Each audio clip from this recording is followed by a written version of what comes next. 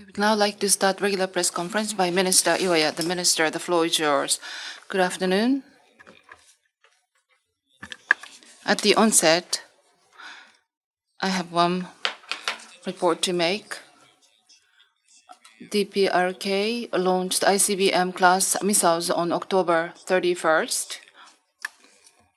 And today, on the 5th, D7 issued a statement condemning this act strongly.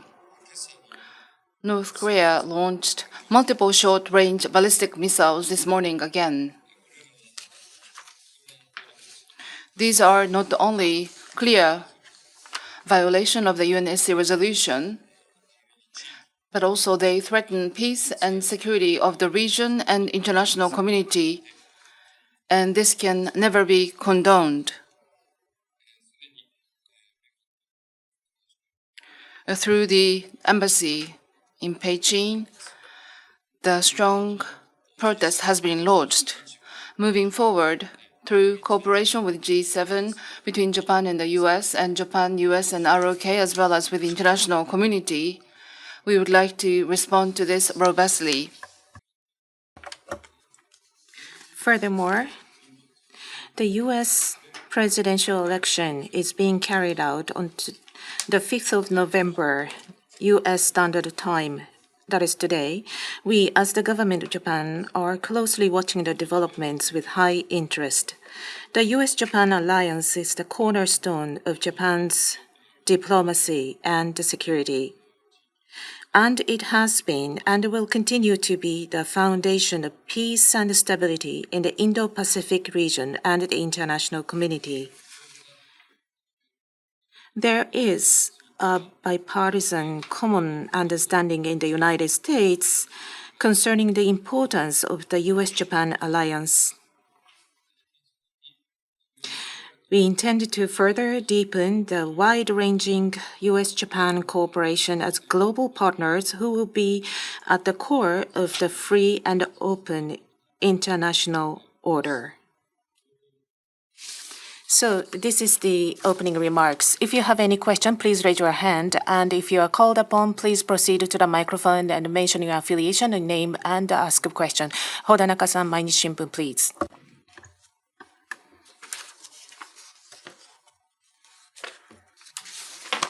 Mainichi Shimbun, Odanaka.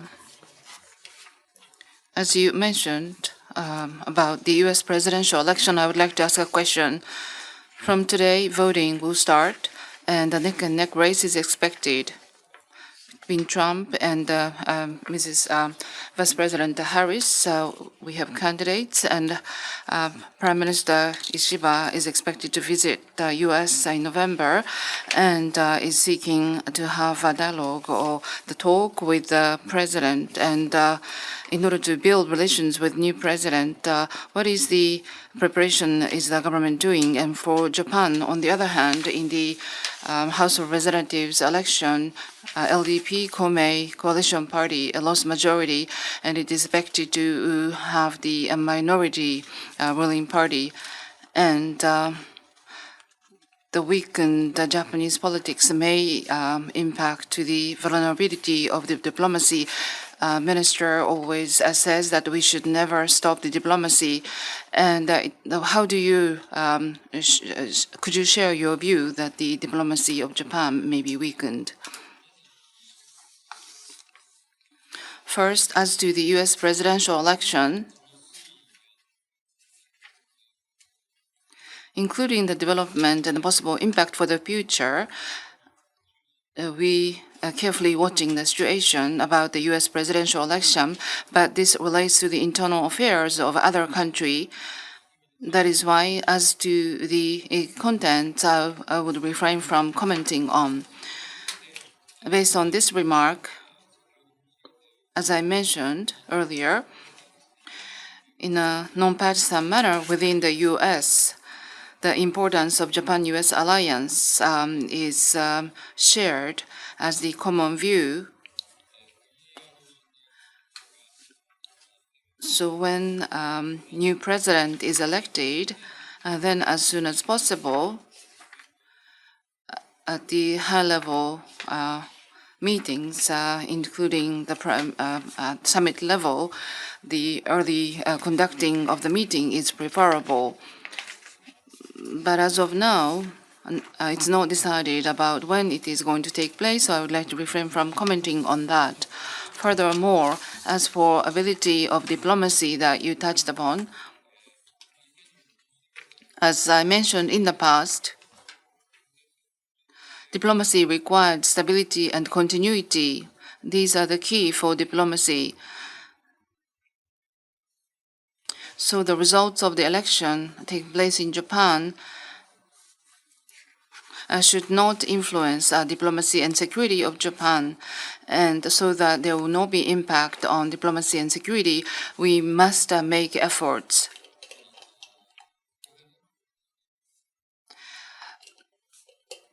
If we look at the security environment that surrounds Japan, Japan is faced with the harshest environment since the end of the war, and the international situation is changing minute by minute very rapidly.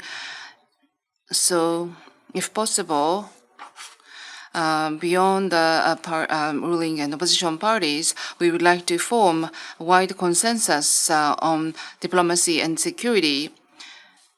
And we would like to make such efforts robustly.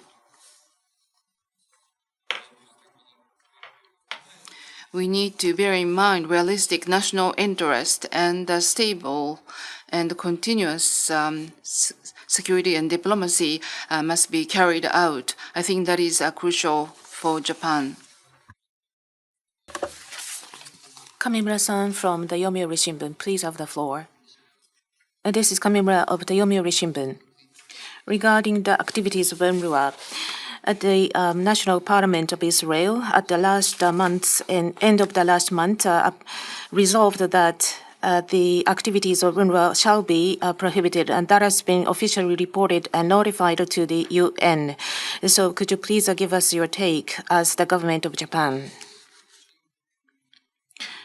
We would like to express a grave concern about this situation. The government of Israel has notified officially to the United States regarding the annulment of the exchanged notes with UNRWA. The government of Japan, regarding the resolved UNRWA activity restriction draft bill that has been passed at the National Parliament of Israel, we have expressed a grave concern. Therefore, at the end of last month, together with the countries of the willing, such as Canada, we issued a foreign minister joint statement expressing the sincere, grave concern about this bill. And after passage of this bill, we issued the statement of the foreign minister regarding this matter in order to express our grave concern about this bill. UNRWA is providing the support activities for the refugees in the order of millions in the entire Middle East region, not only in the Gaza district. Therefore, we believe that it is playing indispensable roles in support. Therefore, Japan, we would like to continue to work and approach and try to persuade the government of Israel so that the humanitarian aid assistance activities by the international organizations such as UNRWA shall continue to have the enabling environment. So therefore, we would like to continue to work on in the diplomatic channels. Are there any questions? This concludes today's press conference. Thank you very much. Thank you very much.